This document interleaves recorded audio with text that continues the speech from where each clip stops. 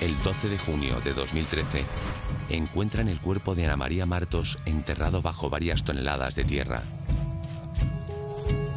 Tras 9 años de su desaparición, una misteriosa llamada y unas cartas de tarot sitúan a la policía sobre las huellas del crimen.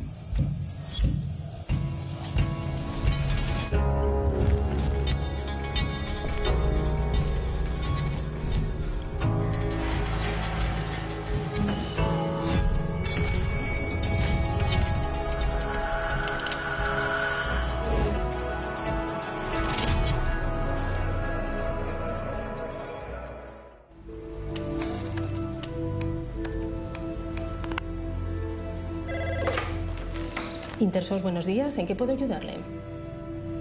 A principios de enero de 2013, la asociación Intersos recibe 2 llamadas anónimas que revelan información sobre el paradero de Ana María Martos. Bueno, la llamada anónima era una llamada con datos muy precisos y se estaba haciendo a una asociación acreditada, muy acreditada, ante las fuerzas y cuerpos de seguridad. Intersos es una asociación que se dedica a colaborar en la búsqueda de personas desaparecidas, con la cual, pues, igual que con otras, tenemos una estrecha colaboración, y esta asociación recibe 2 llamadas anónimas en la que dan el nombre de Ana María Martos. La policía no tuvo duda de que había una verosimilitud en esa pista, en esa llamada. Y además, a partir de ese momento, la asociación Intersos colabora con la policía. Hay un seguimiento del teléfono en el que se reciben las comunicaciones y tengo entendido que después de la primera comunicación hubo otras 2, lo cual permitió ya a la policía, pues, seguramente localizar el origen de la llamada y tener una plena certeza de su autenticidad. Y además esta asociación, en este caso, recibe una llamada de alguien que les da un indicio de dónde puede estar el cuerpo. Dan el nombre de Ana María Martos, diciendo que había sido estafada, que había sido robada y que había sido asesinada.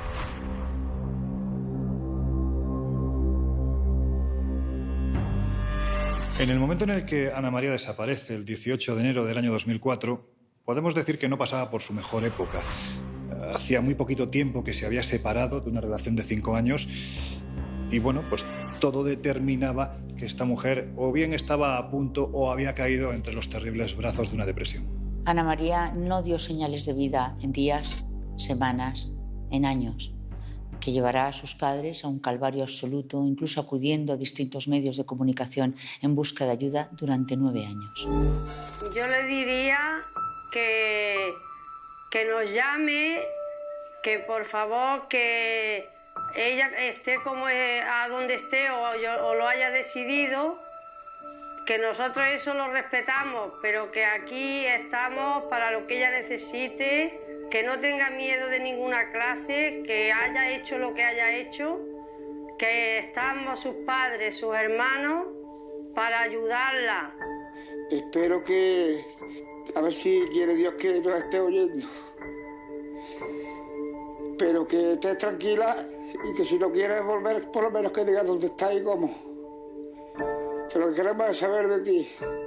Y que si quieres volver, puedes volver con toda tranquilidad, que aquí te vamos a recibir con los brazos abiertos. Que estamos pasando más que el Señor en la cruz. Por favor, di algo. En principio, la desaparición de Ana María era la de una persona adulta.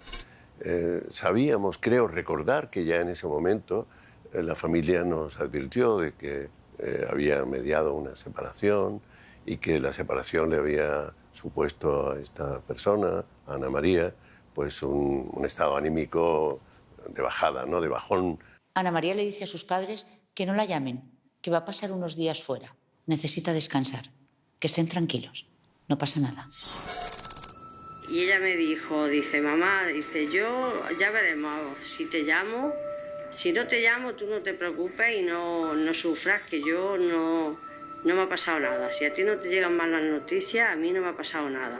La familia fue respetuosa con ella, al fin y al cabo era una persona adulta, ¿no? Lo que empezó a inquietarle, sobre todo a la madre, es que la rutina que se había instalado, tras su separación, que era que acudiera, pues lo típico, ¿no?, los fines de semana, compartir la comida, empezó a no ocurrir, ¿no? Y cuando ella vio que pasaba demasiado tiempo, acudió al domicilio y vio que ya no residía allí. Conchi, la madre de Ana María, pues hace lo que cualquier padre o madre haría en ese momento, ¿no?, que es intentar poner una denuncia, precisamente denunciando la desaparición de su hija. Lo que pasa es que no se encuentra con facilidades. También es normal. Ana María había dicho que se iba, que no la molestara, que la dejaran en paz. Por lo tanto, poner una denuncia por desaparición cuando una persona que además es mayor de edad te está diciendo que voluntariamente desaparece, que se va, no debió de ser fácil. El hecho que parecía normal la desaparición es que los padres no denuncian hasta un mes después de tener las últimas noticias de ella. Cuando denuncian, los investigadores, los compañeros de Barcelona, que son los que realizan las primeras gestiones, pues llegan a la conclusión de que Ana María Martos había desaparecido, no había desaparecido, sino que se había marchado de una manera voluntaria. La policía en personas mayores de edad, y sobre todo en este caso que había manifestado su deseo de irse, no ve desapariciones de alto riesgo y no inicia de forma inmediata una investigación. Pese a la insistencia de Conchi, la policía decide no investigar. No encuentran indicios de que la desaparición no sea voluntaria. Pero la madre de Ana María está convencida de que a su hija le ha ocurrido algo. La veía yo que no estaba ella muy bien, no sé, de su cabeza yo le veía como una preocupación, como que estaba preocupada, pero que a mí pues no me contaba lo que le pasaba, si era un problema económico o era que ella, pues, como estaba con depresión. Y yo creo que lo que la tiene a ella por ahí es una depresión muy grande y un miedo a afrontar ahora la realidad y volver atrás y dar explicaciones por qué ha hecho todo lo que ha hecho y por qué se ha ido. Hay dos tipos de desapariciones. Las desapariciones que puede haber una causa accidental, es decir, de personas que se han extraviado, de personas que han sufrido un accidente y que se han salido a pasear por el monte y se han perdido, y realmente a veces es muy difícil encontrar a alguien. Y en otras ocasiones hay desapariciones en que hay elementos que apuntan a un móvil criminal. En este caso, en el caso de Ana María, esta mujer tenía una relación muy cercana a su madre, una relación muy estrecha, iba a verla cada semana, comía en su casa cada semana. Es por eso que, aunque podía haber elementos que invitaran a pensar que Ana María podía querer poner tierra de por medio, el hecho de que no le dijera absolutamente nada a su madre ya llama la atención. Conchi se resiste a pensar que su hija se ha ido voluntariamente. Yo entiendo que aquí también entraría parte el instinto maternal. Ella llega a la conclusión de que algo está ocurriendo y se encamina hasta la casa de Ana María.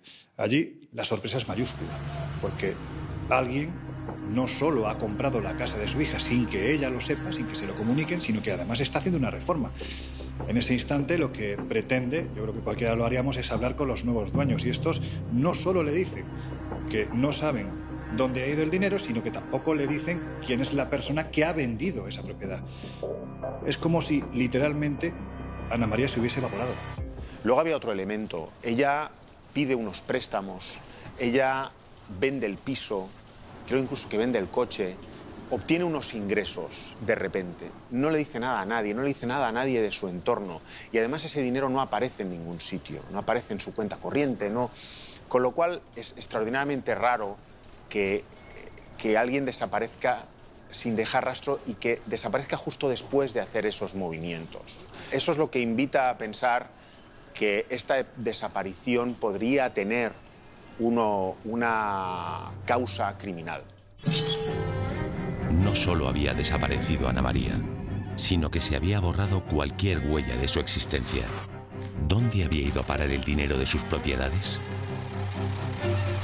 Yo creo que en este caso hay un momento que es clave, que es cuando se comprueba que Ana María no solo ha vendido la casa, sino que además ha vendido el coche, ha vendido pues, sus joyas, cualquier propiedad que tuviese de valor, y no se sabe dónde ha ido ese dinero. Es entonces cuando empiezan a barajar que por qué no ese dinero puede haber ido a parar a una agrupación sectaria, a una secta. Las sectas, el modo de operación, ¿no?, que ellas tienen pues son muy listas, son muchos años, ¿no? Es, en definitiva, ver cuáles son las carencias de la persona a la que quieres atrapar y venderle que le vas a dar la solución. Como en el caso de Ana María pudo ser, ¿no?, de una persona que estaba atravesando una depresión y que de repente se encuentra en un entorno en el que no solo es querida, sino que además le dicen que tienen la solución para que ella salga de esa apatía, de esa tristeza que parece que la invade y que seguramente de una forma u otra la hubiera conducido, quién sabe si a cometer un suicidio, ¿no? ¿Quién sabe si esa agrupación sectaria es la que ha hecho desaparecer a Ana María? No será hasta principios de enero de 2013 cuando esa llamada anónima dé respuesta a la desaparición de Ana María Martos. Una llamada que, además de aportar importantes datos para la investigación, capta la atención de los investigadores. El informante tiene acento argentino. En un primer momento, la interlocutora de Intersos decía que era un acento extranjero, que incluso llegó a confundir con algún acento español del sur. Posteriormente se hicieron gestiones y llegamos a la conclusión de que ese acento podía ser un acento argentino, que en un primer momento no se le da mayor importancia que simplemente guardar el dato. Esa circunstancia cobra mayor peso a medida que va pasando la investigación y vemos que Ana María pues, tuvo relación con personas de nacionalidad argentina en Barcelona en el año 2003 y 2004. Pasará mucho tiempo hasta que tengan noticias de nuevo de su hija y cuando estas noticias llegan, por desgracia, ya no son buenas. Intersos es quien recibe 2 llamadas anónimas en la que dan los nombres de 2 personas, una mujer extranjera, concretamente de nacionalidad argentina, y de un hombre español que habían sido los responsables de matarla y de estafarla. Comprobamos que realmente el nombre de la persona española que comentan en la denuncia anónima, pues existe. Comprobamos en las bases de datos policiales y también constaba el nombre de la persona, de la mujer de nacionalidad argentina. Comprobamos esos 2 datos, vemos que esas 2 personas existen y empezamos a buscar vinculaciones entre ellos y con la desaparecida, con Ana María.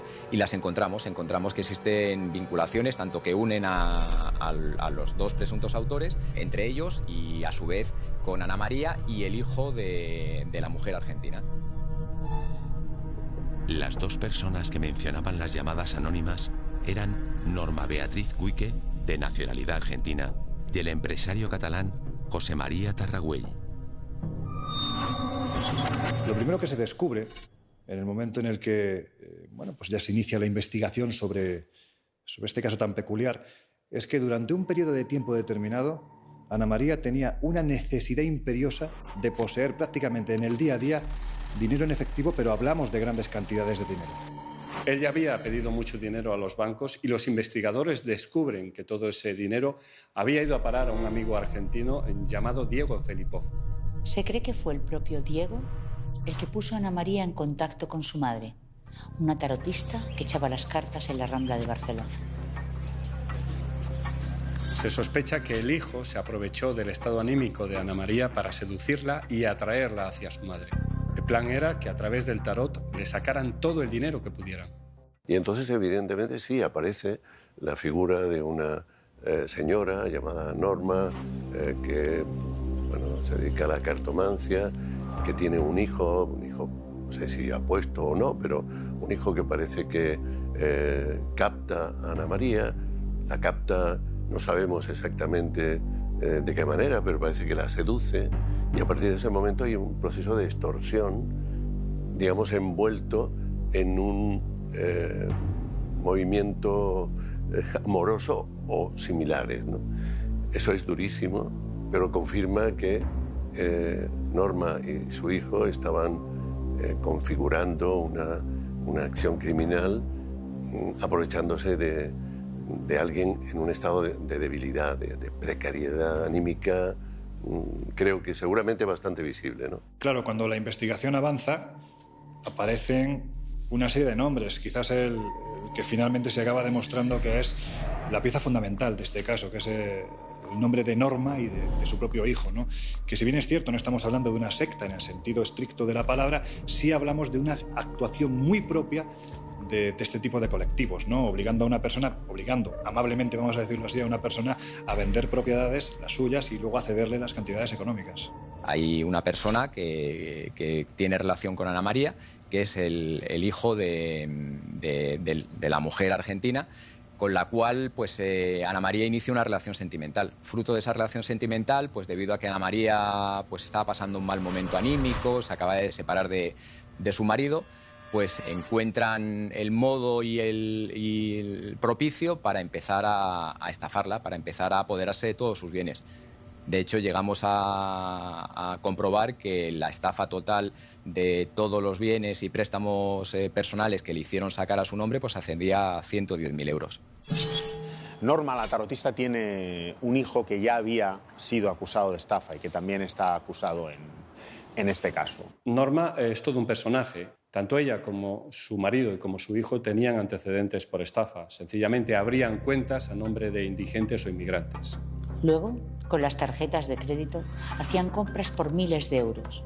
Cuando se intentaba rastrear a los titulares de las mismas, no se encontraba nadie detrás. Además, los hijos de Norma tenían un negocio de compra y venta de coches.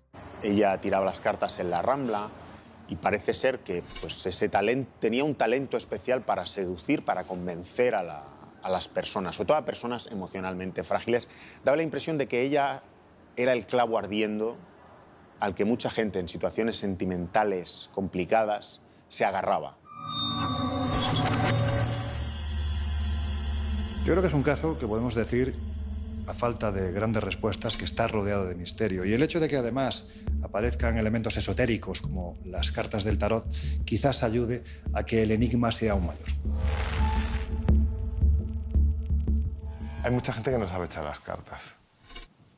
Hay mucho iluminado y hay mucha gente que se aprovecha de la buena voluntad y del bolsillo de los demás. En el 99% de los casos, quienes acuden a la consulta de un vidente lo hacen porque ven en estos personajes ese último clavo al que aferrarse para salir de la desesperación. Estamos hablando, en este caso, de una persona que había salido de un fracaso matrimonial, no lo estaba pasando nada bien, y de repente hay una persona con esas capacidades, seguramente vio algo que a ella la convenció de que esas capacidades eran reales, que no solo le dice que puede salir, sino que le da la fórmula. ¿No pagaríamos nosotros cualquier cosa precisamente por conseguirlo? El tarot no va a depender tu vida, va a depender tus actitudes y tus acciones. El tarot siempre va a ser un buen consejo, pero no va a resolver nada si tú no pones de tu parte. Obviamente, si ya lo llevamos al campo del esoterismo, hay otras técnicas para solucionar tu vida, que sería hacer un ritual o hacer limpiezas o hacer incluso hasta que lleves un mineral protector o un amuleto. Pero el tarot nunca te va a solucionar tu vida. José María Tarragüell era constructor, estaba divorciado y mantenía una relación con la tarotista. Tarragüell conoce a una de las protagonistas de este caso, a Norma, a la pitonisa, en las Ramblas, porque esta persona trabaja allí, si se puede decir así, echando las cartas. Este empresario, que además era empresario de la construcción, llega al convencimiento de que gracias a las facultades que tiene esta persona, no solo se le están curando dolores, no solo está dejando de tener enfermedades, sino que los números de su empresa también pueden cambiar. Y esto le lleva a pagar cantidades, y además de continuo, ¿no?, por los servicios prestados por esta persona. Estamos hablando de entre 300 y 500 euros en cada ocasión.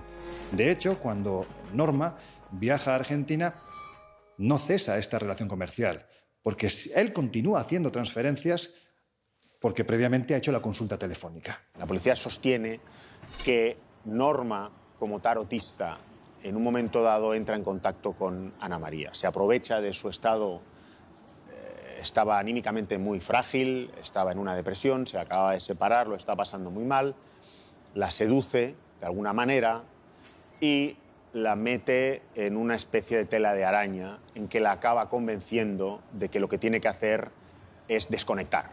La vinculación que hay entre ellos es la cartomancia. La mujer argentina se dedicaba en las Ramblas de Barcelona a echar las cartas.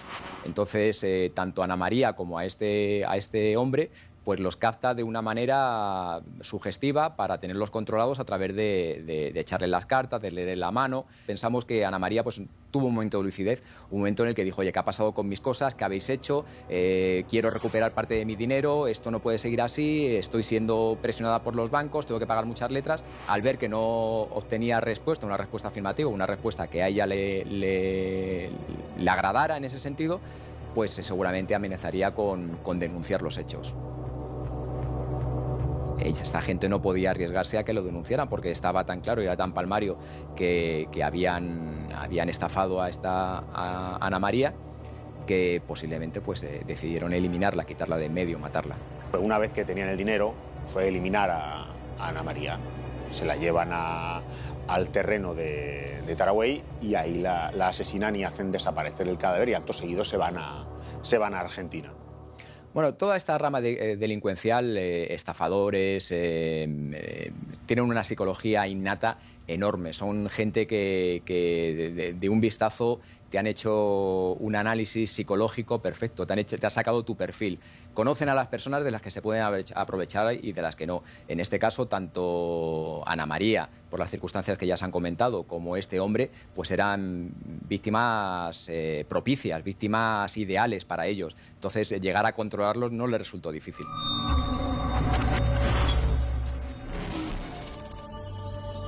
Aunque la llamada revelaba los nombres de las personas que habían asesinado a Ana María, era necesario encontrar el cuerpo. Para ello, había que localizar el terreno en el que supuestamente estaba enterrada. La policía investiga el pasado de Norma Cuike. Aparece un dato que avala la información recibida por el informante. Norma es titular de un terreno en Lloret de Mar. Norma había vendido un terreno que anteriormente figuraba a nombre de Tarragüel, por tanto la policía decide visitar a este empresario. ¿Será este el lugar donde pudieron enterrar a Ana María? La policía se traslada a la finca de Tarragüell en busca del cuerpo. La policía comienza la búsqueda de Ana María en la finca con el método del georradar. Hay varios casos, por ejemplo, Marta del Castillo, por ejemplo, la desaparición de los niños de Córdoba y un caso muy llamativo en Huelva, donde un boliviano, una persona boliviana de 53 años, entierra a su mujer y a su hijo. Fue descubierto a través del georradar. Ellos se desplazan a la finca con el georradar. El georradar les permite examinar el terreno metro a metro. Les indica en un momento dado que ahí abajo hay una irregularidad, pero muy abajo. Estamos hablando de que hay como... Cuando empiezan a excavar tienen que sacar 180 toneladas de tierra. Bueno, nos encontramos un terreno muy raro, digamos, de una morfología curiosa, ¿no? Con un lateral que daba a la carretera, con un material que al momento, en cuanto introdujimos el georradar, nos dimos cuenta que no era material geológico, no era el terreno normal, sino que era un terreno aportado, pero muchas toneladas de arena, ¿no? Entonces tuvimos que parar la prospección y pedir a los mandos policiales que nos trajeran una máquina de obra pública porque no llegábamos a la profundidad adecuada con esas toneladas de tierra que habían sido colocadas en esa zona. El operario de la excavadora que trabajó dijo que se llegaron a mover más de 180 toneladas de tierra. Es decir, fue muy laboriosa. En general, la policía solicita al juez este método de búsqueda y en el atestado. Sencillamente lo que hace la policía es aportar los indicios según los cuales una persona se puede hallar en una finca, en un lugar demasiado amplio, y es el juez, al final, quien decide la utilización o no utilización del mismo. El georradar sencillamente es un mecanismo que junto a un ordenador se utiliza en muchas cosas, por ejemplo, detectar personas, detectar objetos. La policía suele utilizar el georradar cuando existen indicios de que cadáveres se pueden hallar en una determinada zona, una zona bastante grande, no en un lugar concreto, porque entonces realizaríamos una exploración física. Sencillamente cuando existe una zona amplia es cuando la policía utiliza el georradar. Bien, lo que estamos viendo aquí en esta señal en el metro 3 es una anomalía que cuando la vemos en pantalla la podemos clasificar como asociable a un terreno removido a partir de una cota de profundidad que es 1,5 metros. Es en cierta manera similar a lo que encontramos cuando buscamos una víctima de crimen desaparecida, ¿no? Bueno, a las 10, 11 de la noche ya había un poco de nervios porque la orden de entrada parece ser que era hasta las 12 de la noche, ¿no? Luego fue relativamente fácil localizar a la víctima, ¿no? Porque por las características de su situación, ¿no? Nosotros detectamos muy fácilmente que había un elemento exógeno circular, que podía ser un bidón o un elemento similar, que tenía aire en el interior, que tenía algún tipo de elemento también, que las señales electroquímicas eran muy fuertes, que luego resulta que fue cementos y hormigones, ¿no?, que habían metido, y que había señales claramente asociables a material ostológico en su interior. Comenzamos a ejecutar el mandamiento de entrada y registro a las 12 de la mañana y no dimos con el cuerpo hasta las 11:30 de la noche, a punto de expirar ya el mandamiento.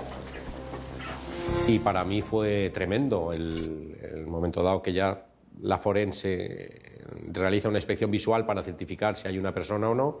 Efectivamente, visualizar, ¿no?, los restos humanos de una persona metida en un bidón, pues es un shock bastante grande. Se debía de tratar de una persona de poco tamaño, poco volumen, debía ser una chica, yo entiendo que joven, y de morfología muy ligera, ¿no? Estaremos hablando de un cuerpo de 40-50 kilos, yo creo, como máximo, metido en una bolsa de arpillera, y a su vez estaba sellado con cementos, y luego eso tapado con el propio bidón metálico, ¿no? El constructor le tapó el rostro para no verla, la introdujo en un saco con sus pertenencias y este saco dentro de un bidón que enterró y rellenó con cemento. Fue cubriendo poco a poco los restos de tierra, hasta un total de 180 toneladas que tuvo que mover la policía para hallar a la desafortunada Ana María.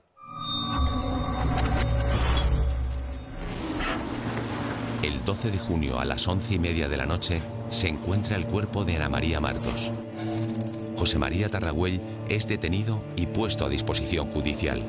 Además, se cursan 2 órdenes de detención contra Norma Cuique y su hijo Diego Felipov. Tarragüell aseguró que 2 días después de la desaparición de Ana María había ido a recoger a las 2 mujeres a la estación. Ella parecía como drogada. Tarragüell sopesa dejarlas en un hostal. Decide finalmente llevarlas a su domicilio e instalarlas en el garaje. Deja allí a las 2 mujeres. Dice que tras un rato escucha un fuerte golpe. Al volver, la víctima, Ana María, se encuentra en el suelo, envuelta en un charco de sangre. Norma la ha apuñalado.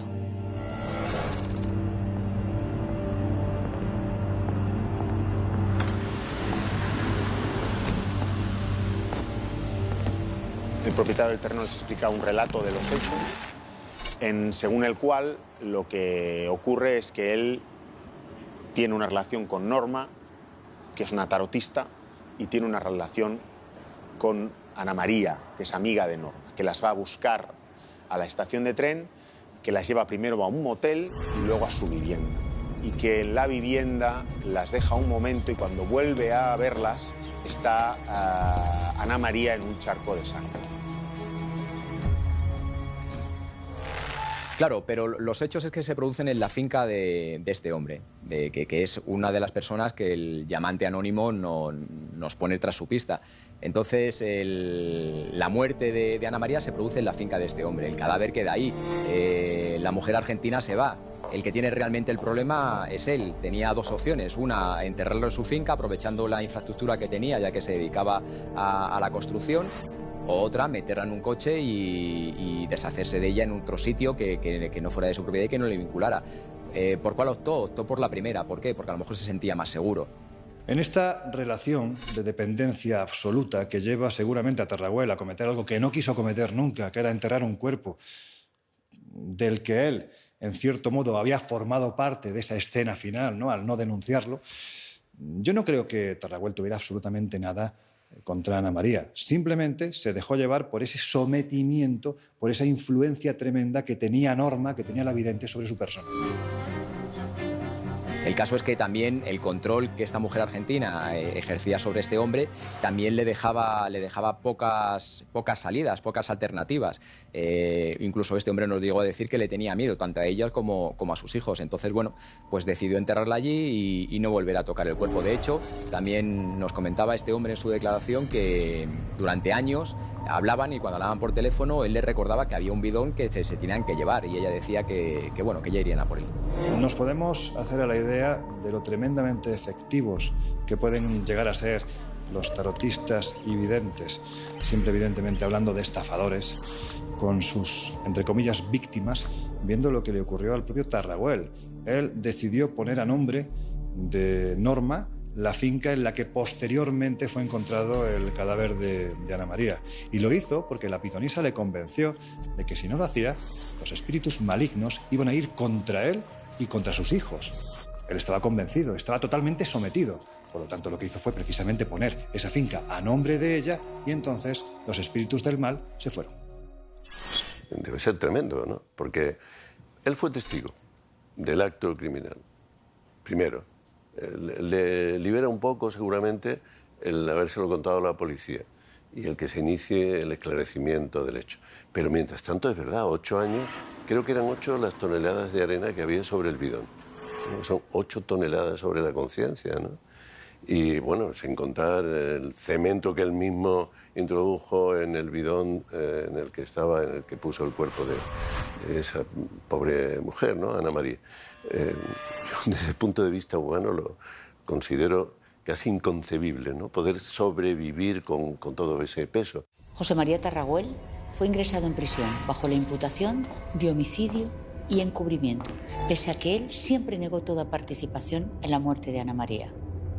Sobre Diego Felipov y su madre Norma Cuique se emite una orden internacional de detención. Ambos se encuentran en Argentina. La policía se pone en marcha, la policía detiene en Argentina a Norma, que explica otra relación de los hechos, otro relato. En este relato ella dice que deja un momento a Ana María y que cuando vuelve a encontrarla, la encuentra con una jeringuilla clavada en el pecho. Que entra en pánico y que le pide a Tarraguel que haga desaparecer el cadáver. Este es un poco el relato que cuentan ellos. La versión de Norma es absolutamente insostenible. Afirma que Ana María se suicidó clavándose a sí misma una jeringuilla. ¿Qué tipo de jeringuilla? ¿Quién se suicida con semejante modus operandi? Esa versión es absolutamente incongruente, insostenible y carente de cualquier prueba. Durante el juicio, Tarraguel declaró que había encontrado el cuerpo de Ana María, o lo había visto, una vez que Norma decide irse, le dice volveré para llevármelo, no vuelve, él se ve obligado a enterrarlo. Asegura durante el juicio que ese cuerpo estaba en un gran charco de sangre. Evidentemente esto no se corresponde con una jeringuilla que alguien ha utilizado para suicidarse clavándosela en el corazón. Una persona que falleciera por clavarse una jeringuilla en el corazón, evidentemente no estaría envuelta en un charco de sangre. Eso es imposible, absolutamente imposible. Clavarse una jeringuilla en el corazón produce una muerte por embolia gaseosa, habitualmente. El juez solicita la declaración mediante videoconferencia de Norma Cuique, Argentina. En esta declaración el juez descubre indicios de criminalidad por parte de esta persona, descubre indicios de que esta persona puede estar implicada en este crimen, ante lo cual solicita de forma inmediata la extradición a España para ser juzgada en España. En fin, que una sospechosa o un sospechoso principal de un asesinato intente desviar su culpabilidad hacia la víctima, digamos que puede tener una cierta lógica, ¿no? Que cada uno intente salvar su pellejo, ¿no? Pero no deja de ser algo todavía más retorcido, ¿no? En la mente de esa persona. Tanto la declaración de Tarraguel como la de Norma tienen puntos oscuros. En primer lugar, la de Tarraguel. ¿Por qué enterró el cadáver sin avisar a la policía? Quizás lo hiciera por su relación con la vidente. La contradicción de Norma es más evidente. Primero dice que se ha suicidado. Entonces, ¿por qué llama a Tarraguel para saber cómo se encontraba Ana María? Es evidente que uno de los dos miente. Entonces la pregunta es, ¿cómo murió en realidad Ana María Martos? Habían pasado casi 9 años y los restos de Ana María se encontraban en muy mal estado. Fueron las pruebas de ADN y su dentadura las que confirmaron su identidad. Lo que se llaman fenómenos de conservación cadavérica son varios. Uno de ellos además muy conocido, ¿verdad?, es el de la momificación. Esto se produce cuando el cadáver está ajeno a las microbios y bacterias del medio ambiente. Generalmente son cadáveres que están aislados, o bien en ataúdes de zinc o en elementos parecidos, sometidos a una profundidad importante, no hay corrientes de aire y, por tanto, la capacidad de que las bacterias de la putrefacción actúen es mínima, se reduce. Estos cadáveres permanecen, digamos, con la actitud externa, con las señales externas, prácticamente iguales que las que tuvieron en el momento del fallecimiento. Por eso, la momificación es útil para el diagnóstico forense de heridas externas, de heridas corporales.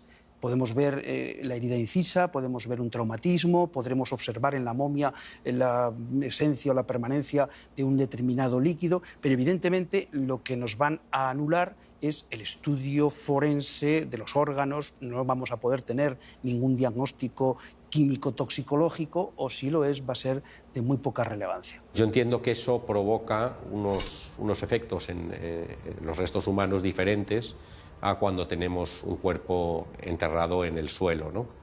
Digamos, los cambios entiendo yo, de putrefacción son diferentes, y incluso yo diría que estaba prácticamente momificado. Está todo contenido en ese espacio, no hay un cambio de temperatura, el mismo grado de humedad. Quien podía hablar en esta situación para ofrecer información fidedigna era el propio cuerpo de Ana María. El problema es el estado en el que se encontraba y el tiempo que había pasado desde su defunción. No podemos saber cuáles fueron las causas de la muerte con certidumbre suficiente para que un tribunal se pronuncie al respecto y efectúe su condena, porque evidentemente el cadáver momificado no permite el estudio forense de aquellos elementos que pondrían en relación la presunta o presuntos actores o ejecutores con la víctima. Solamente en el caso de que tuviéramos, insisto, determinadas lesiones externas muy llamativas y tuviéramos los elementos con los que se han producido, podríamos establecer esa relación causa-efecto. Pero desde luego la momificación no es el mejor método para poder investigar, hacer un análisis forense de un caso. El problema es que, pese a todos los indicios y evidencias, no se puede demostrar que a Ana María la hayan asesinado. La autopsia no fue determinante. Evidentemente, el paso del tiempo es un factor que juega en nuestra contra, tanto en las investigaciones de este tipo como en los exámenes forenses que se realizan, ¿no? Entonces, el cuerpo de Ana María estaba muy deteriorado. A lo mejor no se encontraron los elementos suficientes para poder determinar que hubiera sido un homicidio. Cuando un cadáver está a 4 metros de profundidad, está metido dentro de un bidón, ese bidón está cerrado, tenemos cemento alrededor y además en un saco de arpillera, evidentemente se dan todas las condiciones para dificultar la investigación criminal y la investigación forense. En estas circunstancias va a ser prácticamente imposible poder llegar a determinar cuál es la causa, la etiología, con una certidumbre absoluta, como se exige en el derecho penal, y poder establecer las consecuencias ulteriores. Si hubiera investigado en aquel momento y se hubiera podido resolver el crimen antes, el cuerpo de Ana María hubiera aparecido con mayor prontitud. Nos hubiera permitido eso, saber cuál es la causa de su muerte y conectarla con los autores de la misma. Si la autopsia se hubiera hecho recién ocurrida la muerte, pues hubiera arrojado otros resultados. No lo vamos a saber ya, eso es un dato que se va a quedar ahí y nunca vamos a saberlo. ¿Había sido apuñalada por Norma Cuike, como defendía la tesis policial? ¿O por contra, se había suicidado con una jeringuilla, como declaró Norma? Nunca pudimos contestar a estas preguntas.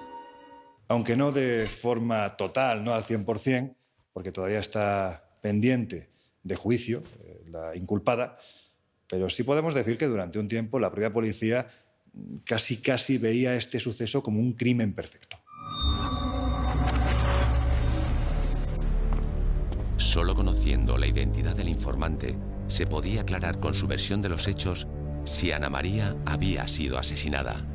El caso de Ana María, como tantos otros, es uno de esos sucesos, de esos crímenes, entre comillas, que despierta más preguntas que respuestas. Y quizás una de las preguntas más importantes sea saber quién fue esa persona que dio el chivatazo, que llamó diciendo dónde se encontraba el cadáver de Ana María y lo que había ocurrido con ella. Sería importante saber quién es el autor de esa llamada. Sabía mucho de los detalles del caso y si los conocía es porque alguien se los había contado. ¿Quién sabía todo eso?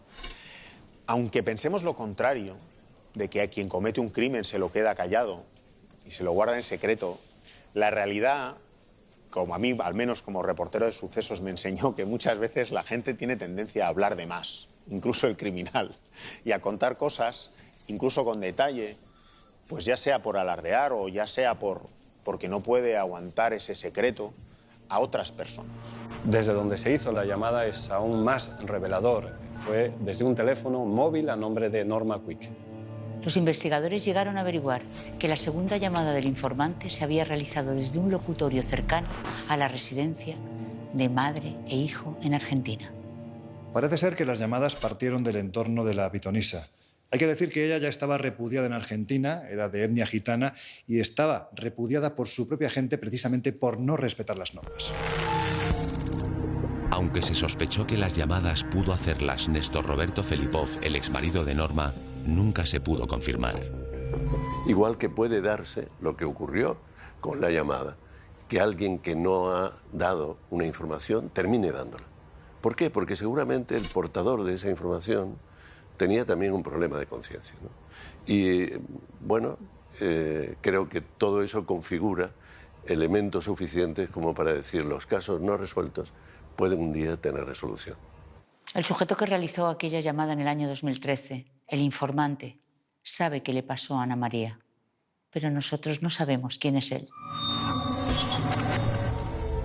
Norma Quique y José María Tarragüell no pudieron ser acusados de asesinato porque el cadáver de Ana María estaba momificado y no se pudo determinar si se había suicidado o si realmente había sido asesinada.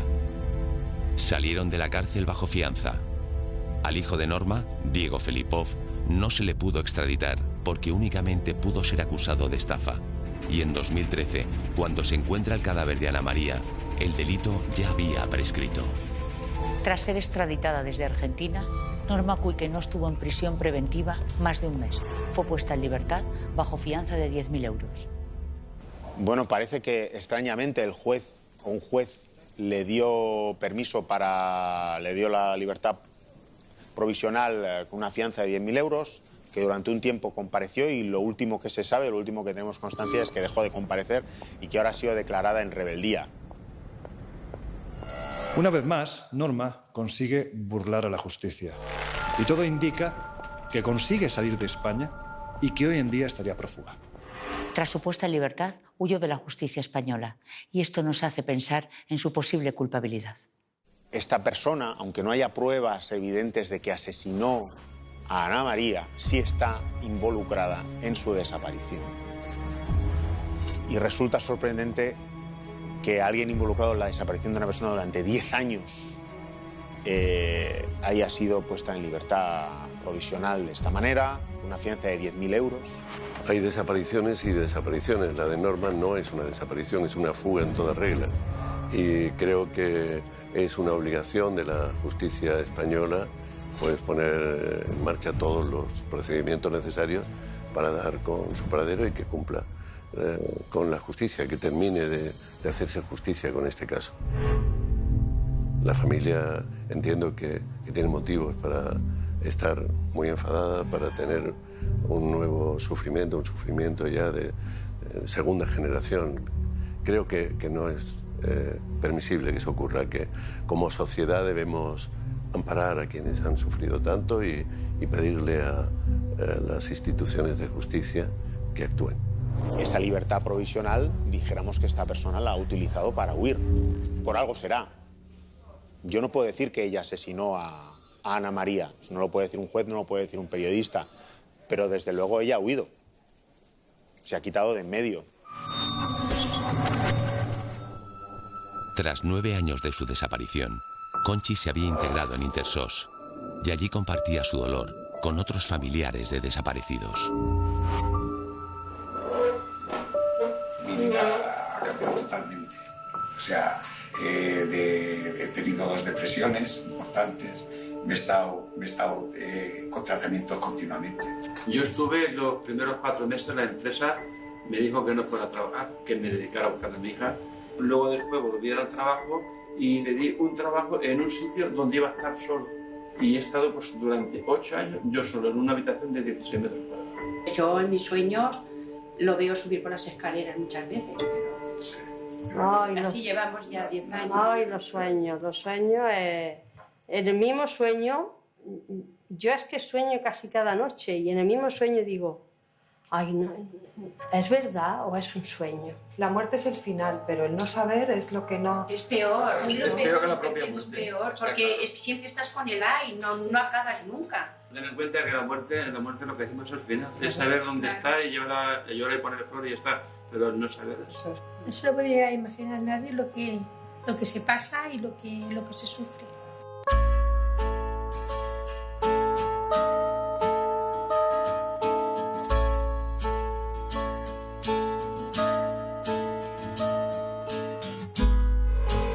Hay que tener en cuenta que en una espera de 8 años, casi 9 años, siempre se mantiene la confianza en que puede haber un retorno, ¿no? Hay un principio que rige, que yo he aprendido de la actitud con la que se colocan las familias en el tiempo de espera, ¿no? Que es que mientras no tienen una evidencia tangible de que la persona ha muerto, tienen esperanza de que siga viva, ¿no? Y por tanto de que retorne. Dar una pauta general de cómo reaccionamos ante la desaparición de un ser querido pues es un tanto osado. Pero podemos decir que existirían dos grandes perfiles o grupos. Personas que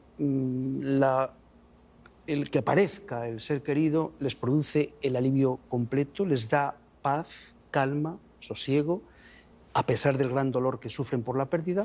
Y luego nos encontramos ese otro grupo de personas que están buscando anhelantemente la persona querida y que no la encuentran. Eso el ser humano lo lleva fatal. Lo lleva fatal porque nosotros la angustia y la ansiedad de la duda es lo que más genera sufrimiento.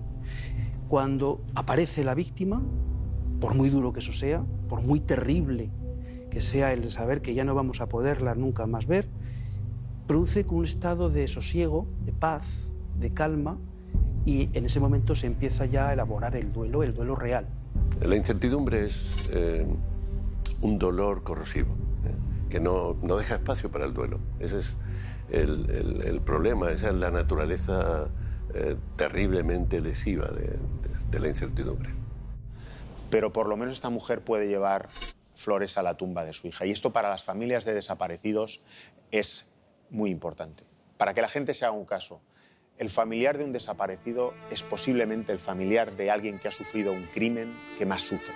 Tranquilidad, el reposo de una familia cuando se enfrenta a un choque emocional tan grande, a un golpe tan definitivo como primero estar 8 años, casi 9, viviendo el desgarro de la desaparición y luego tener que aceptar que, no ya que ha muerto, sino que cómo ha muerto, ¿no? Que le han matado y que le han matado de una manera seguramente bastante cruel. Bueno, lo más importante, la verdad creo que sin llegar al fondo, porque como he dicho antes, el fondo de la verdad en estos casos solamente lo sabe la motivación, solamente la conoce el autor, pero creo que sí que hemos hemos esclarecido el hecho. Lo más importante también es que hemos dado paz a una familia, aunque no sea de la manera que nosotros quisiéramos o que la propia familia quisiera, que era encontrarla con vida, pero hemos dado paz, hemos mostrado que Ana María no estaba desaparecida, sino que estaba muerta, con lo cual el luto que tienen que pasar lo pasan ya sobre algo y sobre un hecho que conocen, no sobre la incertidumbre de una persona que está desaparecida durante años.